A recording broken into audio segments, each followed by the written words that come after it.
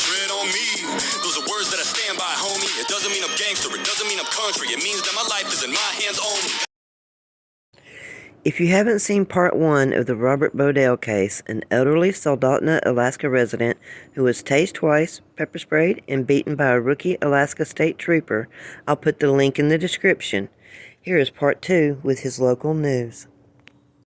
Well, last night we brought you a story about a Soldotna man who says he was sitting in the passenger seat of a stranded SUV on the side of the Sterling Highway waiting for his friends to return with some gas when he was confronted by a state trooper. But as investigative reporter Mike Mason tells us, troopers say that's only part of the story, one that has had many twists and turns.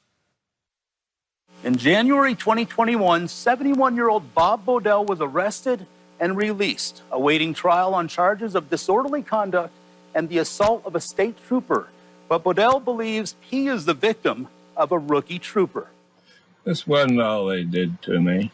71-year-old Bob Bodell was maced, tased twice, and struck in the head and face by Trooper Brian Glenn, who had been on the force for about 6 months. But there is no video of the incident in question because the officer's dash cam was out of service and his replacement cruiser didn't have one.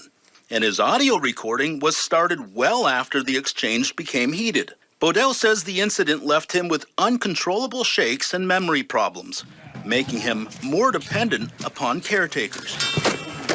Yeah, I used to be able to ride the four-wheeler, but yeah, that's out. But an internal AST investigation determined Trooper Brian Glenn did not use excessive force. He was the aggressive person. Our trooper was not aggressive during this. The Department of Public Safety says a third-party law enforcement agency also investigated the Bodell case, and they came to the same conclusion. So this case was then forwarded to the district attorney's office for prosecution, and the DA's case was gaining momentum. Nearly a month and a half after Bodell's arrest, a new witness emerged. Troopers were notified that a woman who was in the house at the end of the long driveway witnessed the incident. Alaska's news source obtained the audio recording of Sergeant Joseph Miller's interview conducted with Lakeisha Lee and her brother-in-law, Richard Fenn. Fenn says he couldn't make out what was going on because his view was obstructed by his truck, but Lakeisha Lee claims to have seen more. It looked like once a trooper opened the door, there was either a punch thrown from the other guy or he lunged. It was really hard to see where at. You know, our driveway's pretty long, so Right. I didn't have a clear view. She said that she saw you lunge at the officer. Did not happen. Did you swing at the officer? Did not happen. Why would she say that? Lie. Why would she lie? She's a cop's wife. Though we have no evidence Lee lied in this case, Alaska's news source did confirm Lakeisha Lee is the wife of former Kenai police officer Charles Lee, who at the time of the incident had just taken a new job with the Homer PD. Charles Lee has been an active member of the Alaska State Troopers Emergency Reaction Team. At the end of Lakeisha Lee's statement in the Bodell case, she and Sergeant Miller can be heard chatting about her husband. Well, we're going to miss your hubby up here in Kenai. Yeah. Yeah, that's, what I've been hearing from troopers.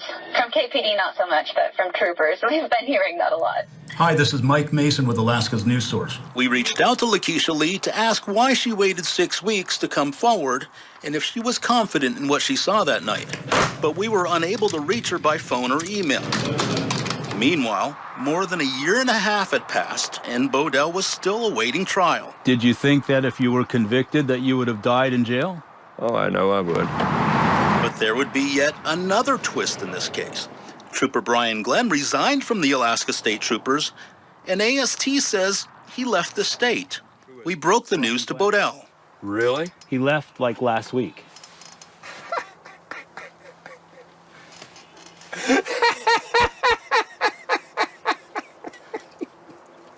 That makes you pretty happy.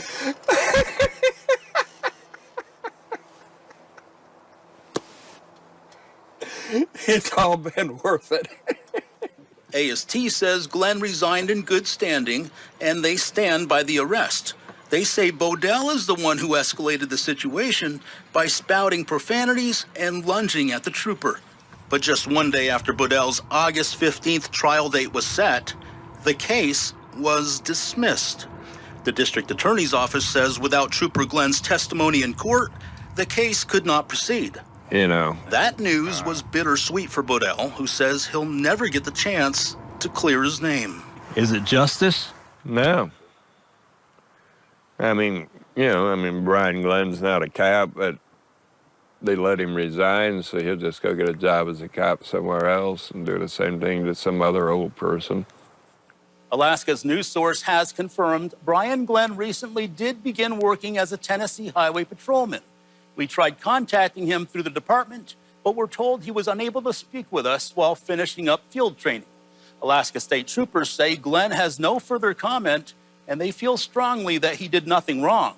We also want to be clear that the cruiser Glenn drove that night was not equipped with a dash cam. His regular assigned cruiser was in the shop because the dash cam was out of service. To read more of the interaction between troopers and Bodell, we have added more information on the story on alaskasnewssource.com.